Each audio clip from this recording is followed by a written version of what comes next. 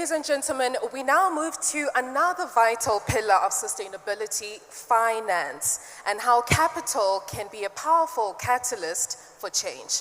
For this discussion, we are joined by Her Excellency Dr. Alanoud Abdulla Alhaj Alali, the Acting Assistant Undersecretary for the Green Development and Climate Change Sector at the UAE's Ministry of Climate Change. Matthias, Büchler, Chief Strategy and Transformation Officer at Abu Dhabi Securities Exchange. Zohaib Ali Zahid, Head of Enterprise Project Management Office at ESG at Ajman Bank. Mohammad Alarbeed, Executive Manager of Governance and Sustainability at Kuwait Finance House. And of course, your moderator, Nouf Katheeri, journalist and presenter. Please put your hands together as you welcome them on stage. Good afternoon, everyone. I'm super excited to be here with you and with our wonderful panelists here. You know, when we talk about sustainability, we usually talk about it in terms of saving the planet, but we don't talk enough about who pays for that change. Every transformation, whether it's clean energy or greener cities or new technologies, needs one thing, which is capital, in other words, money. And that's what we're here to explore today. How do we make sure that the money driving our economies is also protecting our planet and including everyone in that process? So in our panel session today, we have an interesting group of people. So from government policy to financial markets to banking industry, we're all here together to talk about this specific thing. And we're going to start with Her Excellency, Dr. Alanoud. Welcome to this session. We're happy to have you here. And it's no secret that the UAE's Green Development and Climate Change agenda aims to embed sustainability at the heart of the economic growth. How can climate change be designed to not only accelerate decarbonization, but also promote inclusion, especially for SMEs, women, and youth-led enterprises? Thank you. I'm delighted to be here and to speak with a great set of panelists and also to have this session moderated by you. I look forward to sharing, inshallah, insightful inputs. Now, when it comes to sustainability and climate finance and economic growth, definitely the way we look at it in the UAE is always balancing between the road to net zero and also ensuring that we have the right economic growth. And this is done in harmony and with the support of the banking sector. In the UAE, alhamdulillah, over the past few years, even before the UAE hosting COP28, our banking sector has been very proactive in leading the road to sustainability. Many initiatives have been announced by a number of banks. I'm not going to name any of them, not to miss others who've also contributed, but they announced, and they also, with the announcements of funds directed to climate finance through them, we see that there are projects that are already in place. I was just last week at the IUCN conference across the road in the other part of Adnuk, and I was delighted to pass by the booth of a number of banks and see projects that are scientific in their content, funded by the banks, and they are targeting agriculture, they're targeting the challenge of water, and they're having their solutions already in place and ready to be adopted at a large scale. So this ties into the other part of the question when we talk about inclusion. SMEs are also part of this mechanism. We have in the UAE also, if we talk about women, the Wiser Pioneers program supports young entrepreneurs. It empowers young women to take a leading role in global transition to net zero future. And also we have Hub 71, Climate Tech, and recently the Climate Tribe has been announced and launched. So the ecosystems are there, the banking sector is there, and we need to just keep on putting the momentum further, inshallah, and expanding on the impact that comes out of those projects. Thank you so much. There's a very impactful word. I love that you used it, which was harmony, especially with the emerging technologies and AI and the disruption that's happening. But you said harmony. So we want to minimize disruption as much as possible and having that smooth transition. So thank you for highlighting that by using the word harmony. And now we go to Matthias. Welcome. We're happy to have you in the session. Thank you very much. Thank you. And your question would be, capital markets play a crucial role in mobilizing funds for the green transition.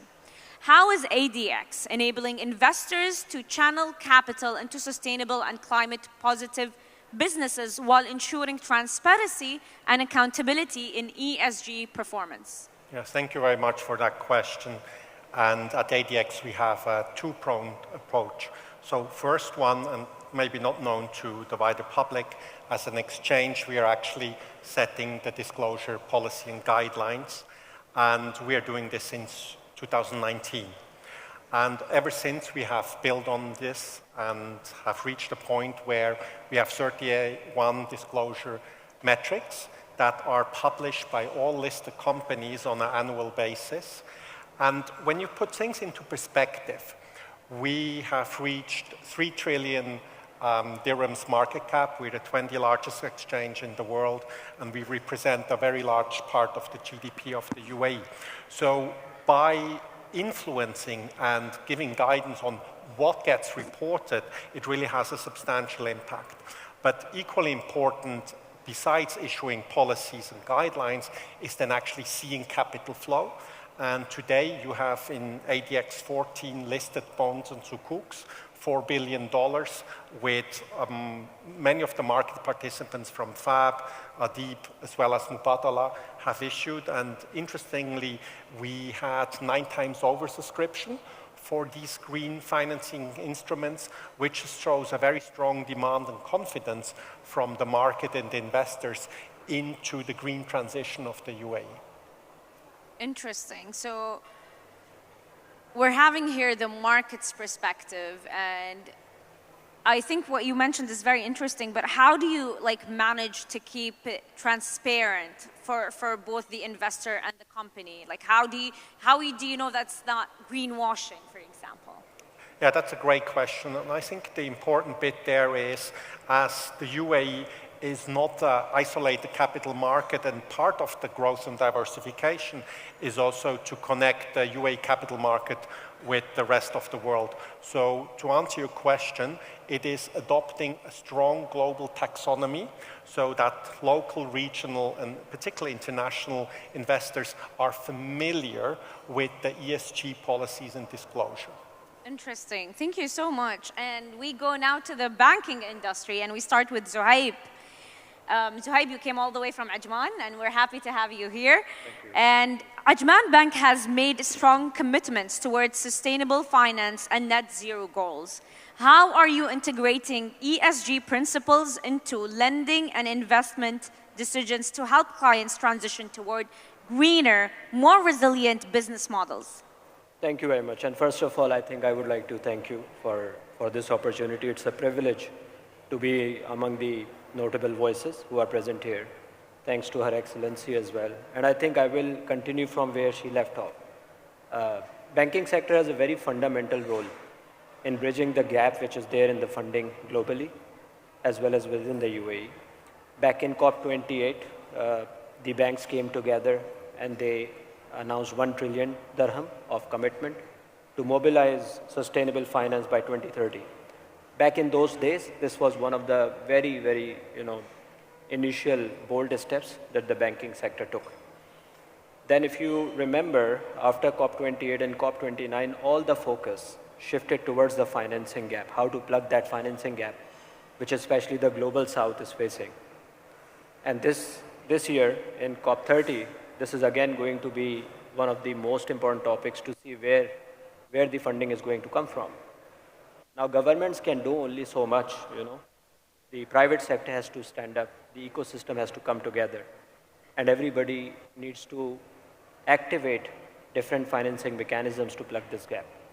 And the banking sector here is the key.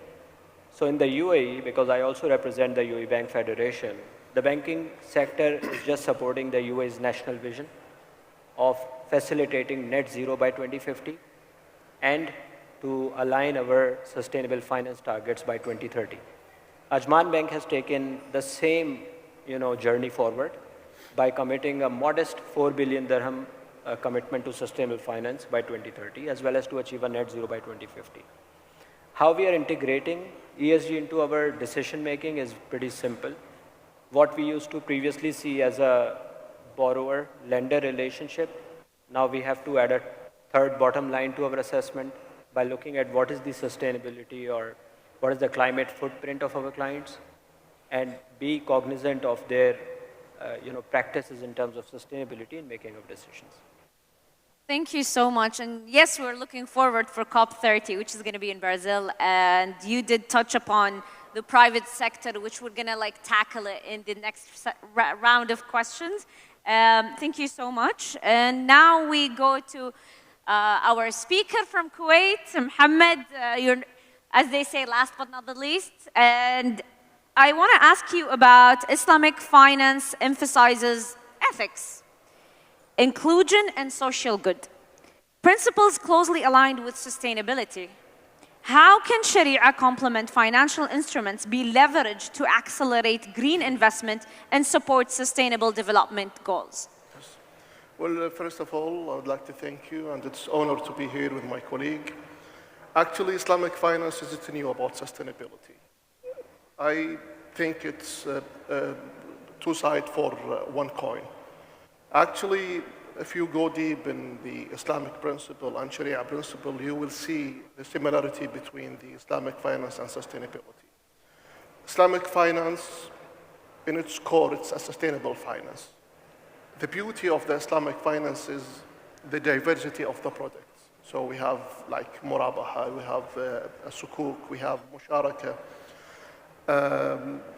And because it's a sustainable finance, it's very easy to convert it for a green. We have a very good example in the Kuwait Finance House. We use this kind of murabaha, we call it a green murabaha, to provide for our customer a loan that they can build or renovate their houses in terms of using the best practices in environmental and the green building solutions. The question here that we have to drop, that bank must shift from lender to be a strategic partner. They has to ask the right question. Instead asking, what is your collateral? And it's, by the way, it's very important question. We have to move to ask, what is your strategy? What is your goal? What is your looking forward in terms of sustainability and ESG profile? We have to help and knowledge transfer for our clients, especially the micro and macro companies, to build the resilience to be a sustainable company, to help our economy, to achieve our goals in the future, and this for this generation and for the future generation. I like that. So they go hand in hand, as you said, and you must ask the right questions for you to head into the right direction. And we're going to go back to Her Excellency, Dr. Alanoud. As the UAE continues to advance its net zero 2050 goals, how can stronger collaboration between the public and private sectors, which Zohaib already touched upon briefly, ensure that climate investment deliver measurable long-term impact for both people and the planet? Thank you, Nouf, for this question. And I used the word harmony in the beginning, and you can see that my answers and the interventions from Ajman also are in harmony already.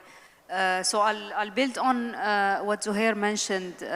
We definitely need the collaboration between the public and the private sector, whether it's the banking sector or the private sector in general. Every company that's already working in the private sector has an arm, has a role in reaching that decarbonization pathway. And our role in the government is to make sure that we enable them through the policies, the legislations that we put forward to operate the net zero strategy. It's our role to ensure that we have clear standards so that we're all on the same page. And when I say clear standards, those standards are not to come from us only in the government sector, but this is something that's already cooking in the pipeline with the private sector and a number of banks here in the UAE, where we're designing the standards that we need to have the same definitions when it comes to climate finance, which projects has more impact, so it would be more beneficial to maybe prioritize those projects over other projects, and which pathways are the right pathways for us to make sure that we're creating an impact. So how can we assess this impact collectively between us in the government, the private sector, and also the banking sector? So these are standards that we need to work on, and we need to leverage on this harmony and collaboration to ensure that when 2050 comes, we're already celebrating, maybe before that even, that we are really, for every ton of carbon dioxide equivalent, we are having solutions, we are having credits, we are having nature-based solutions, and we're making sure that we are decarbonizing, we're building on the environment itself, and we are creating the right atmosphere, let's say, for our community, for our people, ensuring their well-being. Because at the end of the day, the ultimate goal of net zero is to ensure that we are polluting less. Hence, we are having, we are leaving a legacy for our generations to come, our kids, our grandkids, to take an atmosphere that will support them in living a healthy life. Thank you, Your Excellency, Dr. Alanoud. I love your answer, and you go back again to harmony, and I love that. And you talked about cooking in the pipeline, which is a beautiful metaphor that you also, when you talked about the public and the private sector, you distinguished the banks again, because they're the ones with the capital, they're the ones with the money. Of course, the markets are the ones with the money as well. And it's very important to keep this close net. And it's not just the private sector alone can do it, or the public sector alone, or the banks alone. It's all together in collaboration. So thank you for that answer. And we go again to Matthias. So beyond financing, what innovations in policy, market instruments, or disclosure frameworks do you believe are most essential to unlock large-scale investment in climate tech and sustainable infrastructure across the region? Thank you for the question. And just leveraging off what my panelists here have said, besides a common taxonomy, which is part of harmonization, there's another very important point that came up a few times now, and it's data information. So what ultimately moves markets, it's news, it's information, and based on this, people make investment decisions. So linking this to ESG in a nutshell is, while historically these reports on ESG metrics and performance was issued once a year in a PDF file, market participants today want almost real-time data that is not only talking about historic past performance, but much more, as Mohammad said, informs what is the strategy and which direction it's going in order to make investment decisions that are in line with the investor's criteria. Okay, so what would you say the most important thing you want to add other than policy? So for example, is there something else, like a certain law or regulation or that you think is very important that we're missing or we need to accelerate it? And definitely the availability and dissemination of data that is clearly understandable from a market's point of view in order to fuel this flow of capital. So data. Data, yeah, and the availability. I love and the that. harmonization of data. I can't agree more, honestly. For Zohaib, measuring real impact remains one of the biggest challenges in sustainable finance. How can banks ensure that ESG-driven financing translates into tangible outcomes such as emissions reduction, social inclusion, and economic resilience? Right, thank you very much. So I think before we talk about measurement of impact, it's important to see what do we consider as sustainable finance in the first place. We don't want to be measuring impact of something which is not sustainable to begin with. So this is where we need to have the common taxonomy in the country, which is already in the works at the level of the Sustainable Finance Working Group with the MOCA and with the stock exchanges all coming together, as well as the central bank, not to forget my regulator. You know, we are all coming together to review that taxonomy, which will make it uniformly applicable on everybody, how to look at different activities and classify them into sustainable or otherwise, social or otherwise, you know. So first impact is actually measured when you have a clean taxonomy in place. Once you have that taxonomy in place, then impact should be understood in a very common sense type of way, you know. Impact has to be additional. If something is happening already in the economy and you start classifying that as a additional edifice from you, then you are defeating the purpose. So for anything to be considered as sustainable or having the required impact, you have to consider the additionality of that initiative, as well as to look at the intention behind doing something is very important.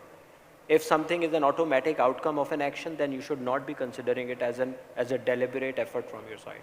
So I'm a very strong proponent of intentionality, additionality, the incremental impact that your actions are having, to be able to clearly disclose the impact of something. Now, disclosures play a very critical role in there. Greenwashing is prevented by crisp and clear disclosure in place. And you have to have very clear impact measurement criteria published in the disclosures as well to be able to arrive at a very transparent disclosure. Yeah, I like what you also mentioned in the beginning. I mean, yeah, the intention is important, but you started by saying how we define what is financial sustainability. And that's so important. It also aligns with what Dr. Alanoud said earlier about having one standard, you know, whether it's the bank, the government, or the private sector, there should be one standard. So the definitions should be aligned. That was very spot on. And we go to Mohammad. As regional financial institutions strengthen their ESG commitments, how can the sector ensure that sustainability reporting and impact measurement go beyond compliance, creating real value for communities, investors, and the planet? Well, it's a very deep question, actually, and we have a very long discussion in terms of how we can measure our impact. Actually, if we embed the sustainability in core of the corporate strategy, we will be doing a very good impact. In KFH, first of all, we are listening to our stakeholders. And this is a very important thing, the communication between the company and the stakeholders. So we do the materiality assessment across our stakeholders, shareholders, our employee, the government, the NGOs, the regulator. We listen to see what is the priority for them, and we build our strategy on their priority. Also, we do the double materiality assessment. We see how we affecting our operation affect the society and how our operation affected by the society. Also, maybe we can conduct a third-party assessment that they give their opinion, independency, to see whether we are doing a good impact on the society or not. Thank you so much. And I'll throw one last question for whoever feels like they want to answer. As sustainable finance becomes a cornerstone of national development, how can stronger alignment between regulators, capital markets, and financial institutions ensure that purpose-driven capital not only accelerates the green transition, but also delivers measurable, inclusive growth across the region? Who wants to start? Take it forward, if you allow me. Definitely now having a standards on what sustainable finance is the #1 element where we can speak the same language. And I'm glad to see that others also are mentioning it. Distinguished guests, our allocated time for this session has now come to an end. We thank you for your valuable contribution. الضيوف الكرام We're going to have one last minute and we're going to close our session. شكرا لتعاونكم. Go ahead. So building a taxonomy, a standards on where we speak the right definition, the similar definition, the same definition will definitely leverage on the efforts and allow us all, whether government sector or private sector, to do the right assessment, to measure the same impact that we're thriving for, and to speak the same language. Thank you, Doctor. Anyone wants to add something so fast? We're good. Thank you so much for attending this panel session, and thank you, our guests, for attending with us today, and I hope you enjoyed. Thank you so much. Thank you. Thank you so much.